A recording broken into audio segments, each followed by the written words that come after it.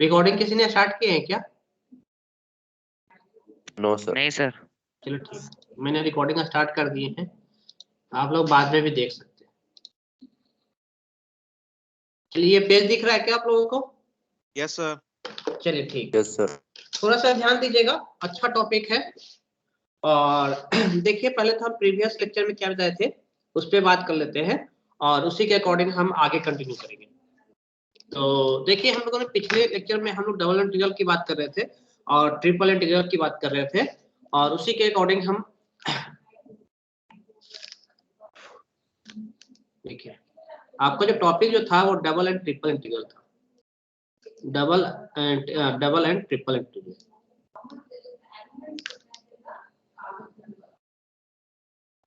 ठीक है, double and triple integration में देखिए क्या है प्रॉब्लम इसमें कि अब तक जो आप लोग कर रहे थे वो सिंगल इंटीग्रेशन कर रहे थे। सिंगल इंटीग्रेशन मतलब जिसमें आपका dx हो, आपका जो हो dx हो, या तो dy हो, या तो dz हो।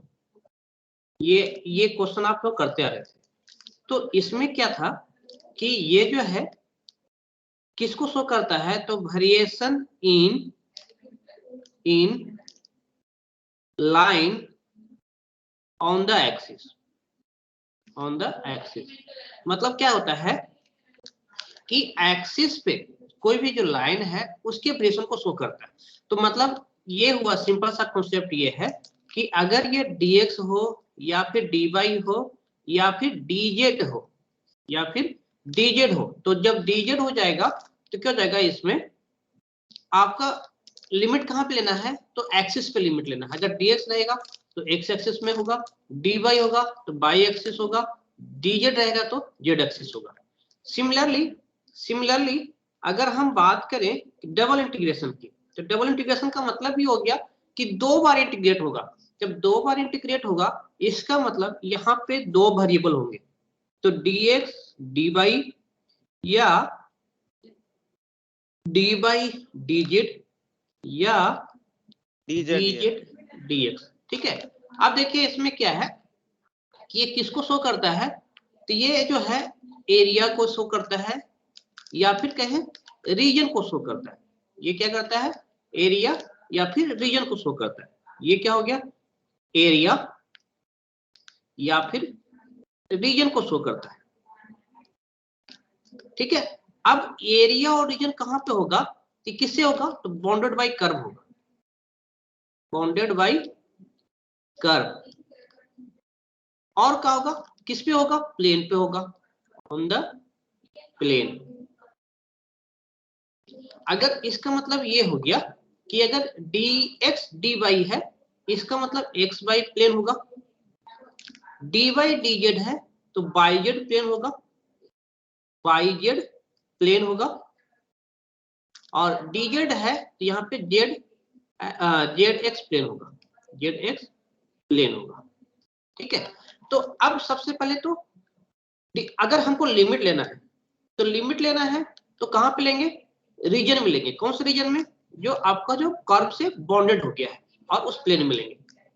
ठीक है, अब x खत्म हो जाएगा तो क्या पे आ जाएगी, लाइन पे आ जाएगी। सिमिलरली अगर हम बात करें, ये सिमिलरली अगर हम बात करें कि dx dy और dz की, तो इसमें और भी कुछ नहीं होगा क्योंकि यहाँ पे तीनों आ गए हैं। ये किसको शो करता है, ये एक वॉल्यूम को शो करता है जो किसने कर्व प्लेन से बनाए गए हैं, और या फिर कहें स्पेस में बनता है। कहां पे बनता है, स्पेस में बनता है। आगे क्या होगा, ये बाउंडेड बाय द प्लेन होगा, ना कि कर्व होगा। कर्व से आपका रीजन बन सकता है और वॉल्यूम बनाने के लिए प्लेन से बनेगा। ठीक है, तो इसमें क्या हो गया, तो इसमें आप जब सबसे फर्स्ट लिमिट लेंगे तो उस वॉल्यूम में लेंगे, ना कि एक्सिस पे लेंगे। ठीक है, तो अब ये देखिए ये क्या है, तो ये है 3 डायमेंशनल, 3D हो गया। ये क्या है, तो ये आपका 2D है, 2 डायमेंशनल, और ये आपका 1 डायमेंशनल। अब देखिए 1 डायमेंशनल का मतलब आपका क्या हो गया कि जब भी लिमिट लेंगे तो कहां, एक्सिस पे। Take limit on the axis, on the axis. ठीक है, अब अगर हम इसकी बात करें, अगर हम इसकी बात करें तो first take limit on in region bounded by the curve.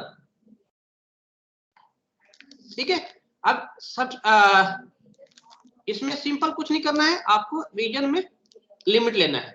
और इसके बाद भी ये बताए थे कि जिसका भी आप लिमिट लेना चाहते हैं या dx या dy का, उसके पैरेलल में लाइन ड्रॉ करेंगे, कहां पे, उस रीजन में। तो इस टाइप से होगा। यहाँ पे क्या करेंगे, first take limit in volume created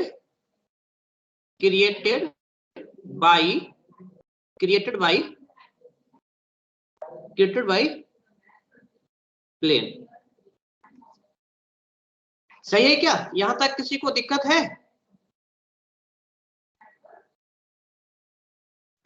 अरे यहां तक किसी को दिक्कत है, बताओ। सर नहीं, नो सर। सब चले गए क्या? No sir. No sir. चलिए ठीक ठीक, ओके ओके ओके। हाँ, अब देखिए, इसमें हमने बताया था कि लिमिट किसका लेते हैं सबसे पहले, तो लिमिट लेते हैं सबसे पहले हम डिपेंडेंट वेरिएबल का। अगर इंडिपेंडेंट है, मतलब अगर हम इंडिपेंडेंट वाला भी बताएंगे, तो इंडिपेंडेंट में है तब तक किसी का भी लिमिट ले सकते हैं, लेकिन जहां पर डिपेंडेंट है वहां पे सबसे पहले किसका लेते हैं, तो डिपेंडेंट वेरिएबल का लेते हैं, जो दूसरे पर डिपेंड करता है। जैसे यहाँ पे हम बताए थे कि y जो है वो x पे डिपेंड है, और ये x2 हो गया, ये आपका a और c हो गया। तो ये y का लिमिट है और ये x का लिमिट है। तो यहाँ पे जो पहले जो इंटीग्रेट होगा वो कौन होगा, तो y होगा। क्यों? क्योंकि y जो है वो x पे डिपेंड कर रहा है। ठीक है, और फिर उसका जो दूसरे बार जो लिमिट होगा, ये पहले y इंटीग्रेट होगा और उसके बाद x इंटीग्रेट होगा, उसके बाद x इंटीग्रेट होगा।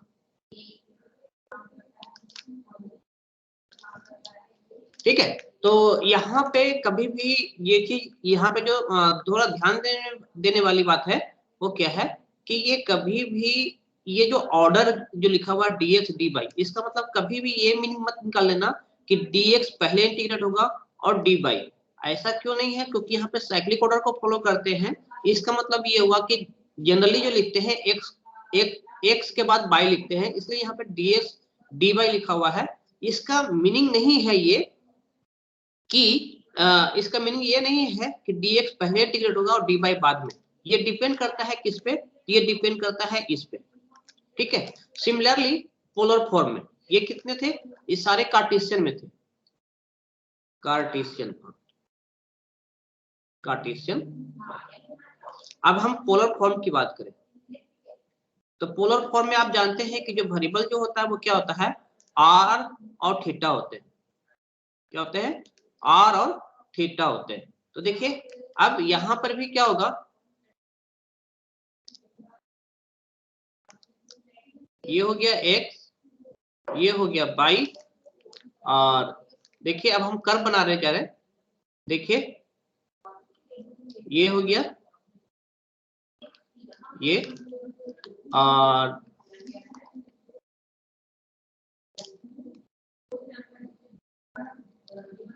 अब जो देखिए बॉन्डेड जो रीजन हो गया, बॉन्डेड जो रीजन हो गया वो ये हो गया, बॉन्डेड रीजन ये हो गया। अब देखिए ये क्या था, ये था आपका थीटा, थीटा में जो आपका ये था r, और ये आपका dr, या फिर dr नहीं कर सकते हैं, इसको ऐसा मत करो।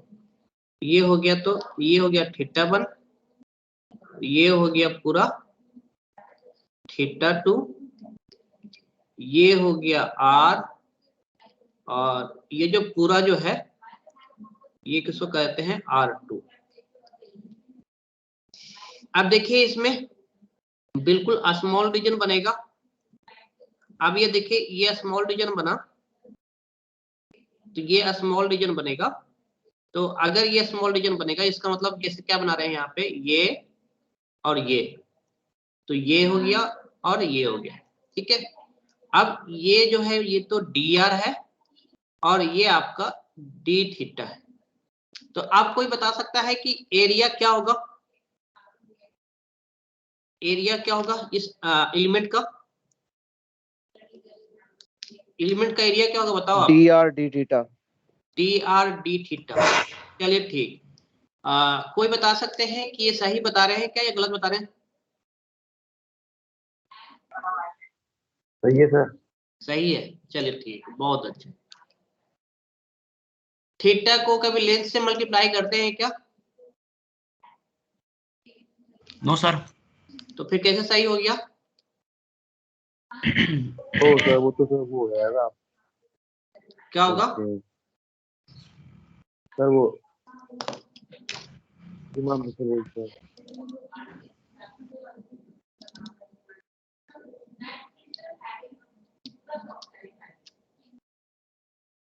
Sir R1 to R2। R1 R2 नहीं, बिल्कुल अभी भी गलत है। Theta two R2। Theta two R2 नहीं, अभी भी गलत है। D theta dr square. dr square नहीं, अभी भी गलत है। Sir DR1 to DR2 sir. Sir DR1 to DR2। नहीं, अभी भी गलत है।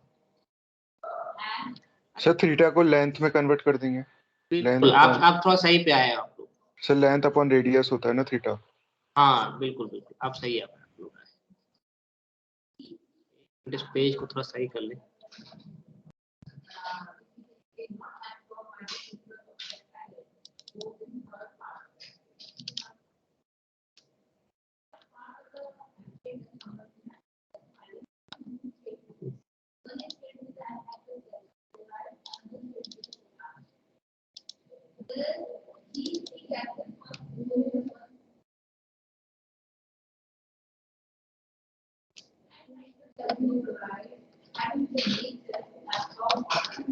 हाँ ठीक है, देखिए हाँ ठीक है, थोड़ा सा हम क्या बताना चाह रहे थे ये देख लीजिए, और इसके अनुसार फिर हम बात करते हैं। बहुत अच्छा ये है क्योंकि आपको जो क्वेश्चन जो आएंगे सिंपल एरिया निकालने के लिए भी आएगा, और दूसरा जो है वो आपका वो लिमिट लेने के लिए भी आएगा। तो दोनों के लिए ये बहुत बेनिफिशियल हो जाएगा। देखिए हमने क्या करता है कि ये जो है आपका ये इसकी हम बात कर रहे हैं, तो ये जो आपका है, ये जो आपका है ये आपका dr है और ये d थीटा है, ठीक है। तो देखिए अब इसका मतलब ये होगा कि अगर हम इसकी बात करें तो देखिए ये r है, ये लेंथ, और ये जो है आपका dr है, और ये अगर क्या हो जाएगा, ये आपका d थीटा हो जाएगा। तो देखिए d थीटा हो जाएगा। तो कुल मिलाकर आपको जानते हैं कि theta is equal to L/R होता है या नहीं? Theta is equal to L/R होता है या नहीं, बताओ। Yes sir, yes sir. अब देखो Yes, sir. ये हाँ Yes, ठीक ठीक। अब देखो इसमें theta is equal to L/R किससे होता है, देखो ये है, ये आपका R हो गया और ये आपका d थीटा हो गया, थीटा हो ठीक गया है सर। ठीक है। अब हमको यही निकालना है, ये आपका ये एरिया है, तो ये R हो गया, तो ये क्या है, ये L हो गया। देखिए तो जब L हमको निकालना होगा तो L क्या हो जाएगा, तो ये तो हो जाएगा d थीटा, और ये हो गया L, और ये हो गया R। Then L equal to क्या हो जाएगा, R d थीटा। इसमें एक कंडीशन क्या होता है कि L जो है बहुत ही स्मॉल हो R के रिस्पेक्ट में। क्यों? क्योंकि ये जो होता है हम लोग एस्ट्रोनॉमिकल क्वांटिटी के लिए करते हैं, यहाँ पे लेंथ जो है R के रिस्पेक्ट में बहुत ही स्मॉल हो, जैसे चांद का जो अगर आप डायमीटर मेजर करेंगे तो पृथ्वी से, अर्थ से जो डिस्टेंस है उसके डायमीटर के अप्रोक्सीमेट रिस्पेक्ट में बहुत ही ज्यादा है, तो इसलिए यहाँ पे एल इक्वल टू क्या जाएगा r d theta. Then area क्या हो जाएगा, एरिया क्या हो जाएगा आपका r d theta d r, r d theta d r, तो ये क्या हो जाएगा।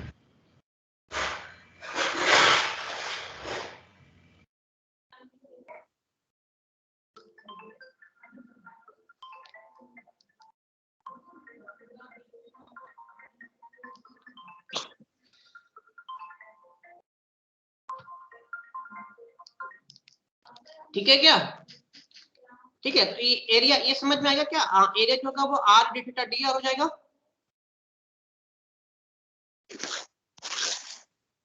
Yes, sir.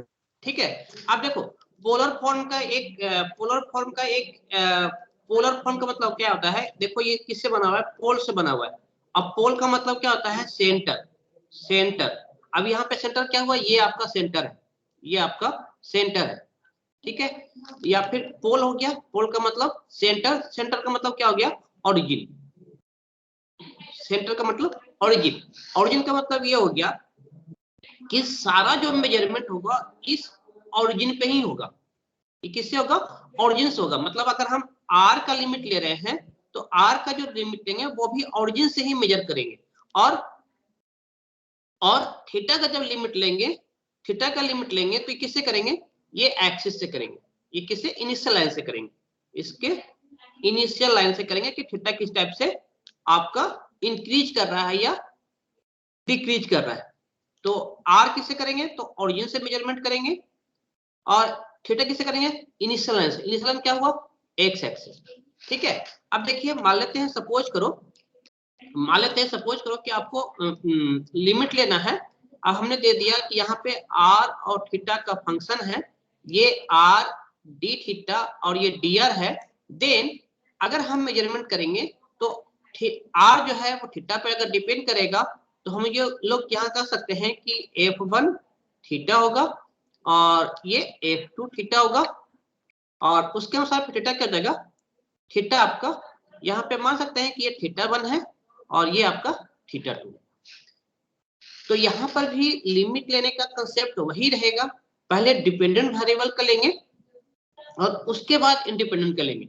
लेकिन आर का लिमिट अगर लेना है तो पहले ओरिजिन से मेजर करेंगे कि ओरिजिन से कहां तक होता है। जैसे यहाँ पे अगर हम बात करें कि यहाँ पे R1 है और ये R2 है, तो कह सकते हैं कि R1 ये हो गया और ये आपका R2 हो गया, R1 से लेकर R2 हो गया, और R1 और R2 क्या है, थीटा पे डिपेंड कर रहा है, ठीक है। सिमिलरली अगर हम कार्टेशियन की बात करें, अगर हम कार्टेशियन में एरिया निकालना हो, देन देखिए एरिया, देखिए कार्टेशियन में एरिया निकालना हो तो देखिए क्या होगा, सिंपल सा एक्स एक्सिस और ये वाई एक्सिस। अगर हमको देखिए, अब हमको मान लेते हैं कोई भी एक रीजन है। चलिए देखिए एक रीजन बना दिया हमने, ठीक है। ये हो गया एक्स जो है वो वाई पे डिपेंड कर रहा है, तो ये F4 हो गया, और एक्स जो है ये F5, और वाई जो हो गया वो C हो गया, और वाई जो हो गया वो D हो गया। देन अब देखिए इसमें क्या होगा, अब हमको एरिया निकालना है तो एरिया इस टाइप से लेंगे, अब जब एरिया इस टाइप से लेंगे तो ये हो गया आपका dy और ये हो गया आपका dx, और दोनों ही लेंथ है। अब दोनों ही लेंथ है तो एरिया क्या होगा बताओ, आप एरिया क्या होगा बताओ इसका, N square n square sir dx by d मतलब dx dx into dy dx dy dx dy, dx dy.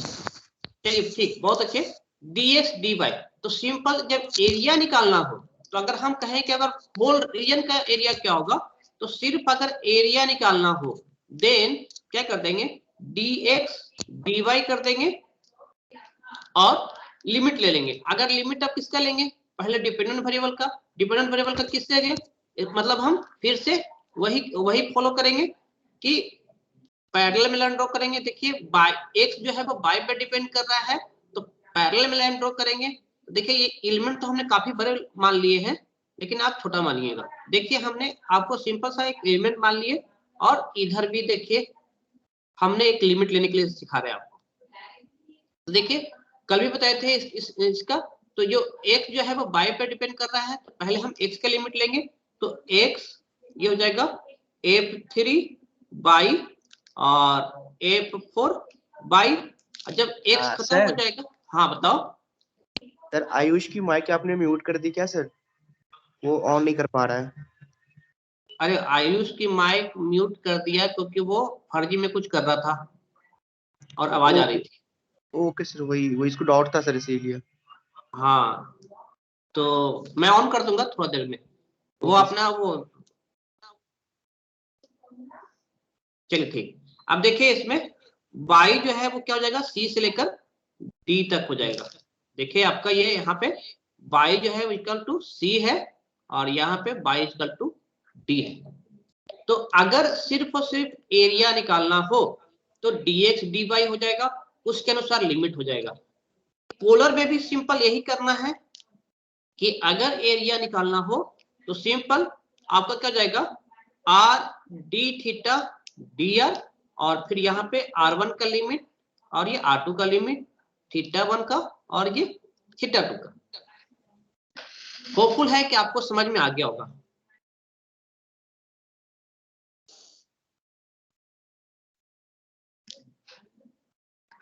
सही है क्या? Yes sir. ठीक है। Yes sir. अब देखिए अब थोड़ा सा इस पे क्वेश्चन कुछ करते हैं। सिर्फ और सिर्फ अभी हम सिर्फ और सिर्फ एरिया लेने के लिए बता रहे हैं। लिमिट भी हम लिमिट लेने के लिए तो बताए ही है, अब हम सिर्फ एरिया निकालने के लिए बता रहे हैं आपको। देखिए हम एरिया पे भी क्वेश्चन आते हैं कभी कभी, लेकिन बहुत ही इजी होते हैं, इसलिए क्वेश्चन बहुत ही कम आते हैं। देखिए आपको हम कुछ क्वेश्चन दे रहे हैं और उसके अनुसार एरिया निकालते हैं। देखिए ये 2007 में क्वेश्चन आया था, एक क्वेश्चन एरिया निकालने के लिए। तो एरिया पे ज्यादा क्वेश्चन नहीं आते हैं। देखिए find the area of the region lying in first quadrant. अगर आपको अब तक समझ में आ गया है तो मैं आपसे यही एक बोलूंगा कि क्वेश्चन की प्रैक्टिस जरूर करें, फिर आपको कभी प्रॉब्लम नहीं होगा। देखिए circle x square plus y square equal to a square and the line x plus y equal to a by double integral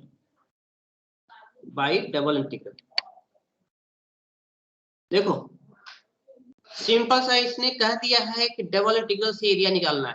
आपको देखो ऐसा क्यों कहा है कि डबल इंटीग्रेशन से ही निकालने हैं, इसका मीनिंग यहाँ पे ये है कि आप सिंगल इंटीग्रेशन से भी एरिया निकाल सकते हो। सिंगल इंटीग्रेशन से भी एरिया निकाल सकते हो। कैसे निकालते हो, जब हम 12th वाले मैथड। हाँ 12th वाली देखिए। अब चलिए उसी से हम रिलेट करते हैं कैसे निकालते हैं हम लोग। जैसे हम लोग ऊपर में लिख देते हैं सिंगल इंटीग्रल। देखो सिंगल इंटीग्रल में देखो आपका एरिया जो एरिया कैसे निकालते हैं, एरिया इक्वल टू लिखते हैं, ये x का लिमिट हो गया a से लेकर b तक, और क्या लिखते हैं by2 माइनस by1 और dx लिखते हैं क्या। अरे 12th में ये पढ़े हो या नहीं पढ़े? Yes sir. Yes sir. Yes sir. ठीक है। अब देखो ये कोई डेफिनेशन नहीं है। देखिए आप, अगर इसी को हम डबल इंटीग्रेशन निकाले तो क्या होगा? अभी हमने बताया कि एरिया क्या होता है, तो एरिया सिंपल कार्टेशियन में क्या होता है, तो dx dy होता है। तो यहाँ पे देखो y का लिमिट और ये y2 का लिमिट। अब यहाँ पे क्या दे दिए, y1 क्यों दे दिए कि यहाँ पे ये x का फंक्शन है और ये भी जो है वो x का फंक्शन है। अब x जो हो गया यहाँ पे a से लेकर b तक हो गया। तो अगर आप dx dy का इंटीग्रेशन करोगे तो क्यों करोगे? क्योंकि y जो है वो x पे डिपेंड कर रहा है। y किस पे डिपेंड कर रहा है?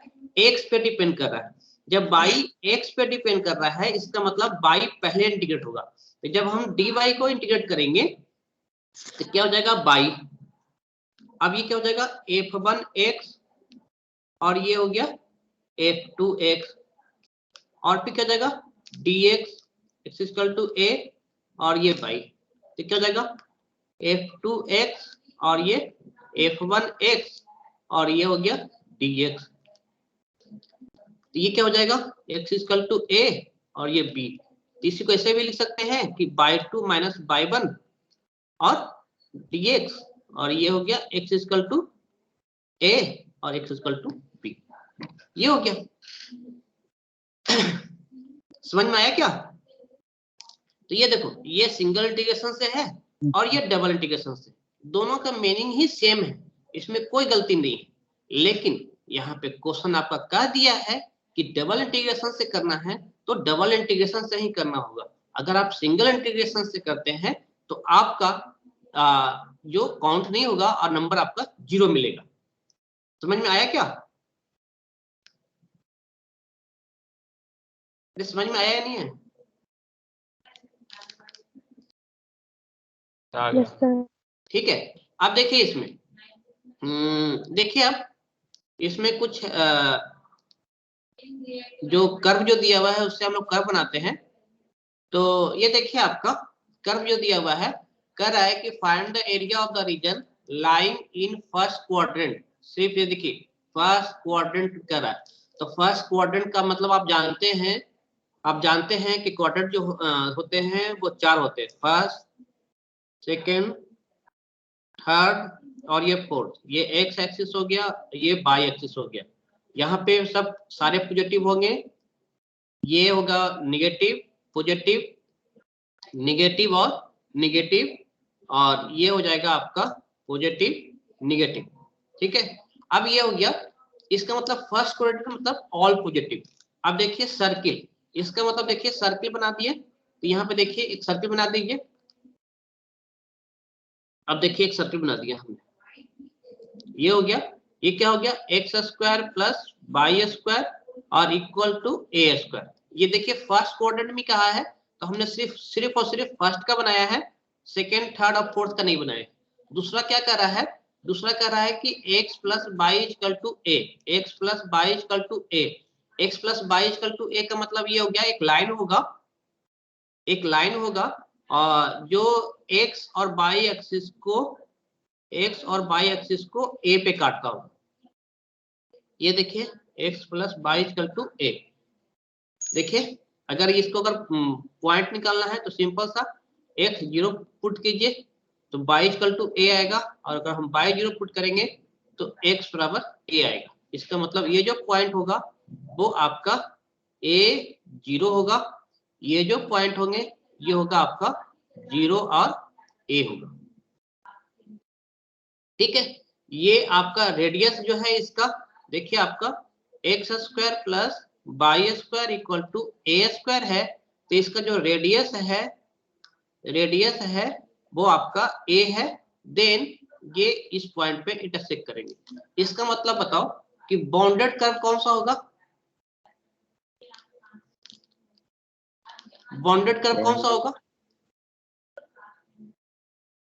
1 नंबर होगा या 2 नंबर होगा बताओ? 2 सर 2 नंबर 1 होगा सर, सर 1। 1। ठीक 2 नंबर कैसे होगा? Sir, ये one. हाँ देखिए ठीक है। बाउंडेड जो कर्व है आपका वो ये एक बाउंडेड है और ये है, तो इन दोनों से तो यही कर्व है ना। ये बाउंडेड रीजन नहीं है सर, ये तो एक्सिस है। जो एक्सिस को हम लोग यहाँ पे कहीं पे लिखा ही नहीं है, तो कर्व जो है वो दो ही है, तो इसका मतलब जो बाउंडेड जो होगा वो ये रीजन होगा। Okay sir. जो कर्व जो दिया रहेगा वो बाउंडेड, जो आपको अपने तरीके से नहीं मानना है, जो कर्व जो दिया रहेगा, कर्व जो प्रेजेंट रहेगा उसी से आपको निकालने हैं। ये आपका निकल गया बाउंडेड रीजन। ठीक है, अब देखिए, अब हमको क्या करना है, एरिया निकालना है, सिंपल सा एरिया निकालना है। तो एरिया के लिए क्या बताया था हमने आपको, dx dy। ठीक है, अब आप बताओ किसका लिमिट चाहते हो पहले लेना, किसकी लिमिट चाहते हो पहले लेना, बताओ सर। ये जो हमने जो 2 घंटे जो अभी जो लेक्चर लिए हैं वही हमारे लिए इंपॉर्टेंट है, क्योंकि सारा जो आगे का लेक्चर इसी पे डिपेंड करता है। अगर ये समझ में नहीं आएगा फिर आगे ना करते रह जाओ, कुछ नहीं समझ में आने वाला। सर एक्स की ले लो। एक्स की ले ले। देखो अब एक्स का लिमिट लेंगे तो हम सबसे पहले बताए थे कि ये जो है ये एरिया को शो करता है। तो एरिया किससे, बाउंडेड बाय द रीजन। तो आपने रीजन फाइंड कर लिए। तो हम सबसे जो पहला जो लिमिट लेते हैं वो उस रीजन में लेते हैं। किस रीजन में, जो बाउंडेड, जो कर्व आपसे, जो कर्व से जो बाउंडेड है। अब आपने बताया कि एक्स का लिमिट लेना है, तो एक्स के लिमिट के लिए हम लोग एक्स के पहले में लाइन ड्रॉ करेंगे। देखिए एक्स के पहले में लाइन ड्रॉ कर दिया। ये हम आपको ये भी बताए थे कि साथ में 2-3 कर्व ड्रॉ करते हैं।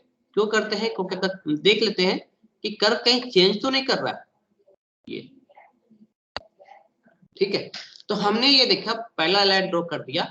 पहला लाइन ड्रॉ करने से क्या होगा, हमें ये पता चल गया कि अब बताओ कि यहाँ पे x किसको फॉलो करेगा, यहाँ पे x क्या होगा बताओ।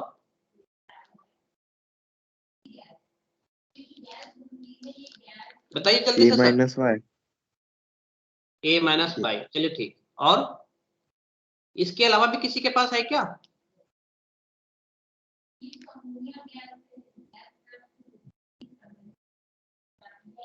ठीक, चलिए आपने बहुत अच्छा बताया कि यहाँ, हाँ बताओ सर। ये डायरेक्ट फॉर्मूले से तो हो सकता है सर। सर फॉर्मूला जो हम लोग आप लोग फॉर्मूला में आप 8a² डिवाइडेड बाय 3m³ अरे ये फॉर्मूला नहीं लगाना है सर, हमको इससे करना है, यहाँ से चलना है, क्योंकि क्वेश्चन में क्यों ना कर्व है ना ये तो। क्या एरिया अंडर द कर्व का कॉन्सेप्ट है ना ये तो। हाँ, एरिया अंडर कर्व का कांसेप्ट है। तो आप सिंगल इंडिकेशन से कर रहे हैं ना, डबल से, डबल से कर रहे हैं। हाँ तो डबल से कैसे, जैसे कि अपन डायरेक्ट फॉर्मूला लगा के भी तो कर सकते हैं, इतना इंटीग्रेशन करने की जरूरत ही क्या है। बिल्कुल डायरेक्ट भी हम कर सकते हैं, नो डाउट है। अगर देखो, अगर आपका ऑब्जेक्टिव क्वेश्चन कंपटीशन में आया तो ये वहां पे इंपॉर्टेंट नहीं होता है कि आप किस टाइप से कर रहे हो। ठीक है, हाँ, यहाँ पे क्या है कि अकॉर्डिंग टू क्वेश्चन अगर हम बात करें तो वो कह रहा है कि डबल इंटीग्रेशन से करना है, तो हमको डबल इंटीग्रेशन से करके लिमिट लेके दिखाना पड़ेगा।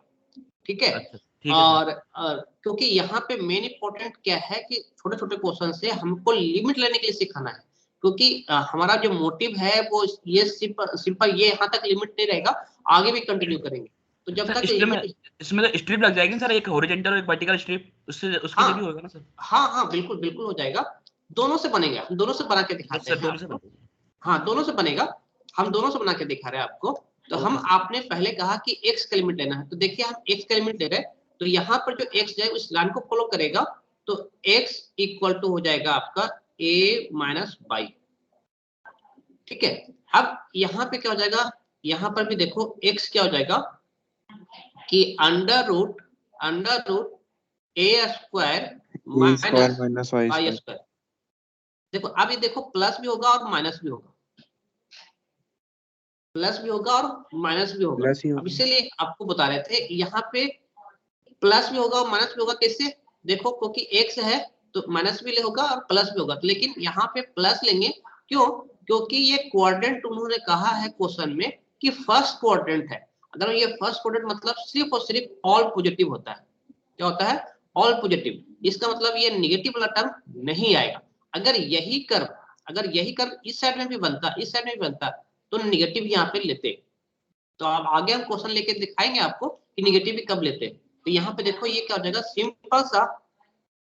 सिंपल सा a माइनस बाई और अंडर रूट ए स्क्वायर माइनस बाई स्क्वायर।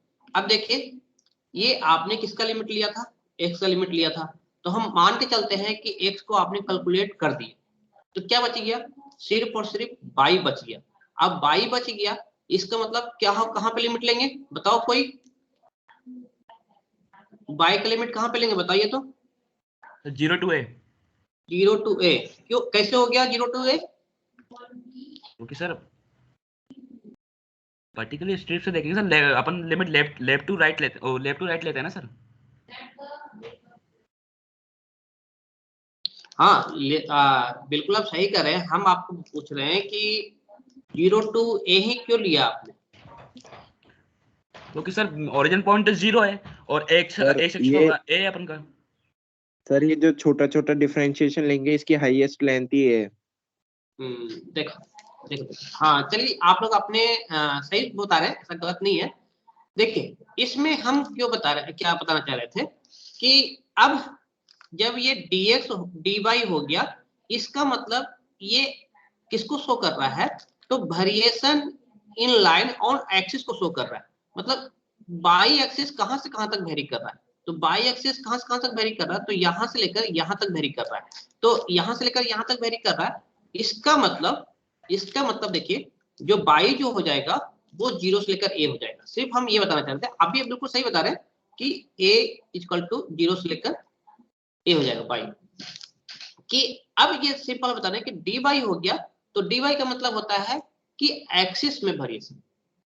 अब कोई बच्चा क्या होगा, कोई बच्चा जब डायग्राम बनाएगा तो हम जो गलती करेगा वो बता रहे हैं। देखिए x हो गया और ये y हो गया। अब हमने ये बता दिया और ये भी बता दिया, ये होगा, ये आपका बाउंडेड रीजन है, ये आपका बाउंडेड रीजन है, ये x square y square equal to a square, और ये हो गया x plus y equal to a।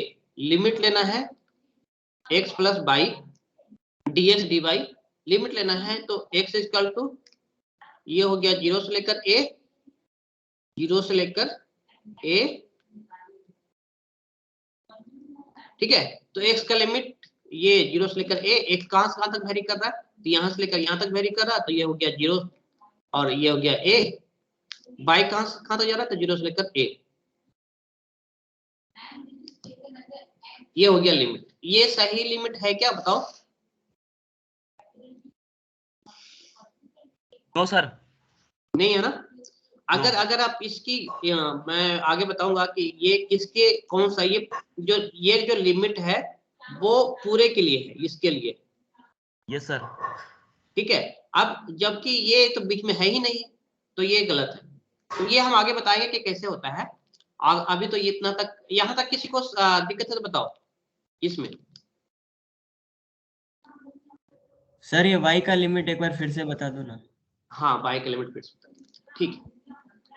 हमने आपको क्या बताया कि जैसे ही dx का लिमिट लिए, तो आपको सबसे पहले जो लिमिट ले रहे हो वो एरिया के लिए ले रहे हो, तो एरिया के लिए ले रहे हो तो dx का लिमिट लोगे तो उस एरिया में लोगे लिमिट, मतलब हम x के पहले में लैंड कर दिए, इस एरिया में ले लिए। जैसे ही dx खत्म हो गया तो क्या बच गया, सिर्फ dy। अगर आप सोचो, सिंपल सा क्वेश्चन ये है कि अगर आप सोचो कि यहाँ पे अगर मान लिया कुछ भी रहे, यहाँ पे समथिंग कुछ भी रहे या dy है, तो अब बताओ ये एक ही वेरिएबल है ना, अरे Yes, एक sir. सर एक ही वेरिएबल है, Yes, और sir. वो वेरिएबल जो है वो कौन है, बाई है, तो कहाँ पे वेरी करेगा, y एक्सिस पे। बाई एक्सिस पे। तो क्या करना है, लिमिट किस पे लेंगे, तो बाई एक्सिस पे लेंगे, ठीक है।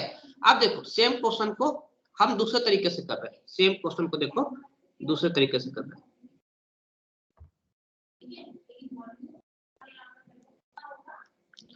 अब देखिए सेम क्वेश्चन है, सेम क्वेश्चन आपका है, ये हो गया 0 से लेकर a तक, 0 से लेकर a और a से लेकर 0, ये हो गया x square plus y square under root a equal to a square, ये हो गया x plus y equal to a, ये हो गया 0 0 बाउंडेड रीजन भी आपने फाइंड कर लिया है। अभी हम क्या बता रहे हैं कि लिमिट को जस्ट उल्टा कर दो। लिमिट को जस्ट उल्टा मतलब आपने सबसे पहले जो लिमिट लिया था वो लिमिट लिया था x का। अब हम बोल रहे हैं कि नहीं x का नहीं लेना है, y का लिमिट लेना है। तो y का लिमिट लेने के लिए फिर से वही काम करेंगे, रीजन में जाओ, रीजन हमारा ये है, ये रीजन है। अब हमको y का लिमिट लेना है तो किसके, y के पैरेलल में लाइन ड्रॉ करेंगे, किसमें, रीजन में। देखो y के पैरेलल में लाइन ड्रॉ कर दिए, एक दो और बना दिए हमने, ये भी बना दिया, ये भी बना दिया, 2-3 लेके दिखाते हैं इसीलिए क्योंकि लाइन कहीं पे ब्रेक तो नहीं हो रहा है, कर्व कहीं ब्रेक तो नहीं हो रहा है। अब देखो, अब जब हम लोग बाई का लिमिट लिए तो यहाँ पे बाई क्या होगा, इस लाइन पे बताओ, इस कर्व पे बाई क्या होगा, a minus x, a minus x, ये हो गया बाई। अब यहाँ पे क्या होगा, सिंपल सा बाई क्या होगा, यहाँ पे फिर positive negative a square minus X square. Negative कब होगा ना आएगा, जब ये कर्व नीचे जाएगा, यहाँ पे आएगा। तो ये नहीं है तो ये नहीं होगा। तो सिंपल सा ये आपका y equal to a minus x और ये अंडर रूट ए स्क्वायर और ये बाई एक्स स्क्वायर और ये आपका हो गया 0 से लेकर a तक x का लिमिट। अब देखो ये दोनों से ही सेम आंसर आएंगे, इसमें कोई दिक्कत नहीं है, दोनों ही से ही सेम आंसर आएंगे। समझ में आया क्या? Yes sir. yes sir, अब Yes, इसका इंटीग्रेशन काफी हार्ड नहीं होता है, आप ये इंटीग्रेशन कर सकते हो। आप कर लोगे या नहीं? कर लेंगे सर। कर लेंगे ना, चलो यस ठीक सर। ठीक ठीक ठीक, बहुत अच्छा। देखिए देखिए अब सर एक बात बताना सर, हाँ हाँ जैसे कि ये अपन आपने ये सेकंड वाले इंटीग्रेशन में क्यों लिखा y equal to a minus x, मतलब ये अपन फर्स्ट वाले में तो लिख सकते हैं, फर्स्ट आगे वाले वो इंटरसेक्शन का वो है ना सिंबल। इसमें बता रहे हो, इसमें लिख सकते हैं। हाँ सर, इसमें क्यों नहीं लिख सकते अपन? आप जो बता रहे हैं देखिए किस टाइप से लिखने के,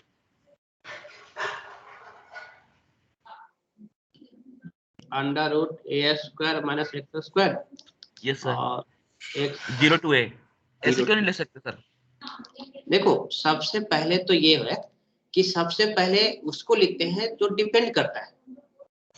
ओके अब देखो यहाँ पे क्या हो गया कि x को आपने डिफरेंट इंटीग्रल दे दिया 0 से लेकर a। Yes sir. ठीक है, इसका मतलब x यहाँ पे इंटीग्रेट होगा तो ये गायब हो गया ना। यहाँ अब फिर से आपने y को रख दिया x में, तो क्या सही है? No sir. सबसे पहले क्या करते हैं कि डिपेंडेंट का रखते हैं, ना कि इंडिपेंडेंट का रखते हैं। ये क्या है, y जो है वो डिपेंडेंट है किस पे, x पे। ठीक है, X पे। तो पहले डिपेंडेंट वेरिएबल आएगा उसके बाद इंडिपेंडेंट आएगा। ओके ठीक सर। है, इसलिए ये गलत है। ठीक है सर। ठीक है, अब देखो ये इंटीग्रेशन कर लोगे ना, ये इंटीग्रेशन में कुछ प्रॉब्लम है। जैसे एक किसी ने बताया भी था कि आंसर आपका आंसर किसी ने बताया भी था, अरे ये इंटीग्रेशन तो इजी है ना सर, बताओ ना, कुछ है ही नहीं। बाई का इंटीग्रेशन करोगे तो बाई हो Yes, गया sir. Limit upper limit a minus x और ये हो गया a square minus X square.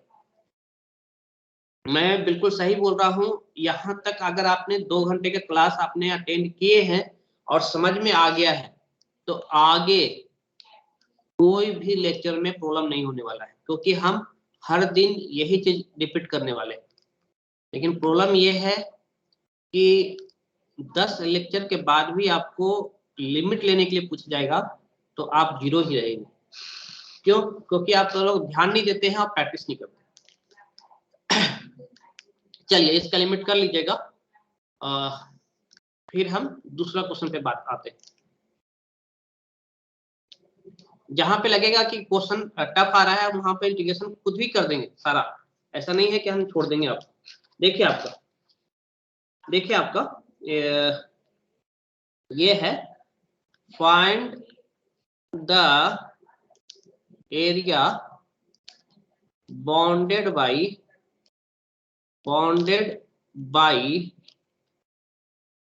Cardioid r equal to a1 plus cos theta by double integral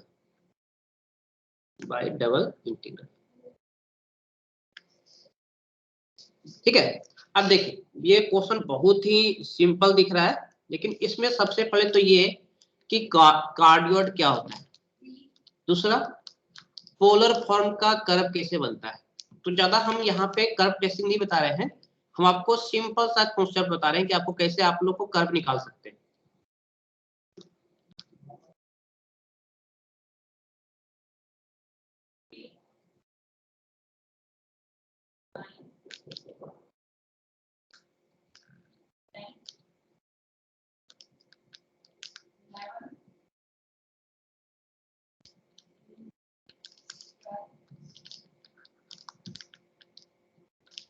sir ये r इक्वल टू a की?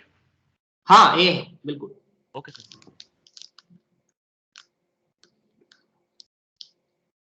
एक्स बाई ओके, इसी को ऐसे कर सकते हैं कि थीटा इक्वल टू 0 डिग्री और थीटा इक्वल टू 90 डिग्री, ये आपका 0 0 हो गया।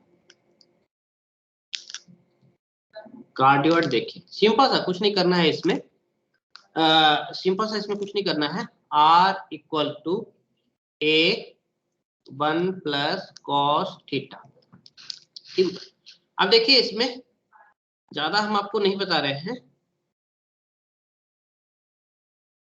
सबसे जो सिंपल जो आपका कॉन्सेप्ट है वो हम बता रहे हैं। तो कर्व ट्रेसिंग भी एक अलग ही टॉपिक है, बहुत ज्यादा ही लेंदी है, तो उसके अकॉर्डिंग हम नहीं बात करेंगे। उसमें सिमेट्रिकल और एसिम्प्टोट वगैरह का भी कंसेप्ट आते हैं। यहाँ पे थीटा रख दिए और उसके अनुसार आर मेजर कर लेंगे। देखिए अब यहाँ पे मान लेते हैं कि 0 40 45 90 पाई 3 पाई बाई 2 और 2 पाई। हमने ये रफली हम 4-5 एंगल ले लिए, उसके अकॉर्डिंग हम बात कर लेते हैं। देखिए जैसे हम 0 पुट करेंगे, cos 0 होता है 1, 1 प्लस 1 2a, ये हो गया pi by 4, cos pi by 4 1 by root 2, 1 by root 2 का मतलब ये हो जाता है कि 1.414, और ये जो हो गया 7 हो गया आपका 1780, 0.7 के करीब आ जाएगा। तो देखिए आपका 0.7 a 90 का मतलब होगा cos 90, 0 हो गया तो ये हो जाएगा a, ये हो गया पाई तो ये हो गया माइनस, तो ये हो गया 0। अब ये हो गया इसी तरीके से फिर से ये 3 pi by 2, cos 3 pi by 2 हो गया आपका, cos 3 पाई बाई 2 कितना होगा बताओ? 270 डिग्री, cos 270 कितना होता है? 0 0 हाँ तो 0 हो जाएगा तो कितना हो जाएगा? a हो जाएगा। ठीक है, अब देखिए अब जैसे 2 पाई में सिंपल ये 1 हो जाएगा तो 2a हो जाएगा। देखिए अब इसको बनाना है हमें, तो सिंपल सा ये 0 डिग्री है तो 0 डिग्री कहाँ होगा? इस लाइन पे होगा। अब ये लाइन पे होगा, इसका मतलब चलिए मान लेते हैं कि यहाँ पे ये जो है वो 2a है, किससे? इसके यहाँ जो लेंथ है वो 2a है, रेडियस है तो 2a, और ये हो गया 0 डिग्री। सिंपल, अगर 45 का हो गया तो 45 के लिए 20 से एक लाइन जाएगा। ठीक है, ये हो गया 45। अब देखिए 0.7, इसका मतलब ये होगा कि 0.7 का मतलब ये हो गया कि अगर ये जो है, ये जो डिस्टेंस है वो 2 है तो इससे तो हाफ होगा और इससे भी बस थोड़ा सा कम होगा। इसका मतलब ये जो है रेडियस है, तो यहाँ पे ये हो गया 0.7a किस पे? पाई बाई 4 पे। ठीक इस तरह से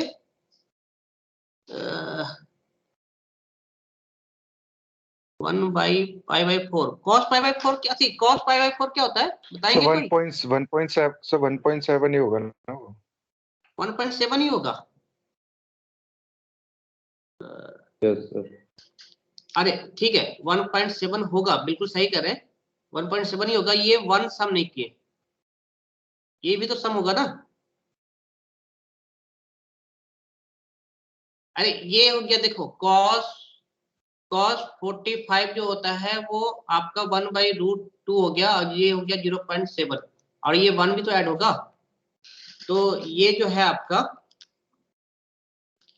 गलती कहां से पकड़ा है, क्योंकि यहाँ पे देखिए ये a है, तो ये a से कम नहीं होगा ये जब भी। तो देखिए आपका ये मान लेते हैं कि ये आपका 2 है, देन 1.7 यहाँ पे होगा।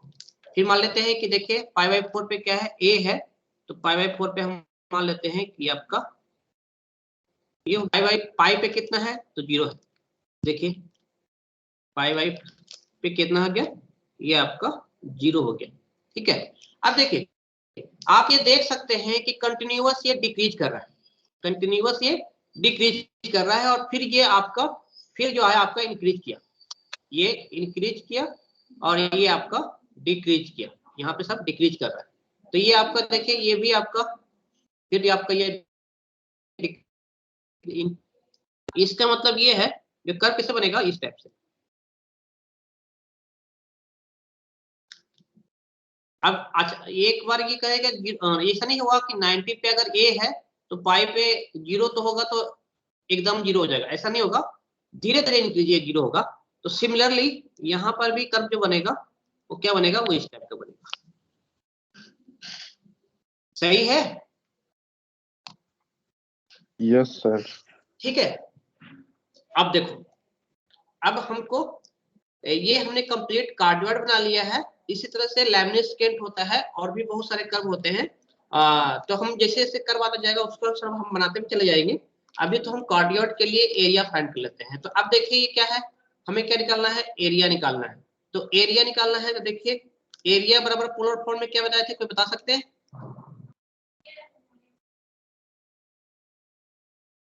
बता सकते हो? r/d θ r/d θ dr। ठीक है, अब बताओ लिमिट किसका लोगे, r का या थीटा का? r का। r का। अब देखो r का लिमिट के लिए हम आपको बताए थे कि r का जो लिमिट लेते हैं वो क्या होता है कि ऑरिजिन से शुरू करते हैं। पहले तो बाउंडेड रीजन कौन सा हुआ, तो बाउंडेड रीजन देखो कौन सा हुआ, तो बाउंडेड रीजन ये हो गया, ये आपका बाउंडेड रीजन हो गया।